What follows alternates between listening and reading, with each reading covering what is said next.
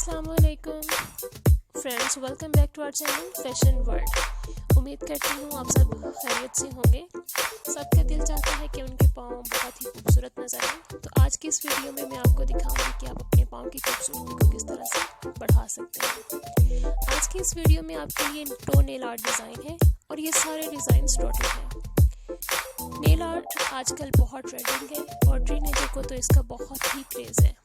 Nail art के लिए सबसे पहले अच्छी तरह आप अपने नेल्स को क्लीन करें, नेल्स को क्लिप और फाइल करें और क्यूटिकल्स को थोड़ा सा पुश बैक करें और फिर उसके बाद नेल पॉलिश लगाएं। नेल आर्ट के लिए आपके पास nail stickers, dotting tools, striping tapes, sprinkle beads, nail polish और स्टैंपिंग की लाजमी होनी चाहिए।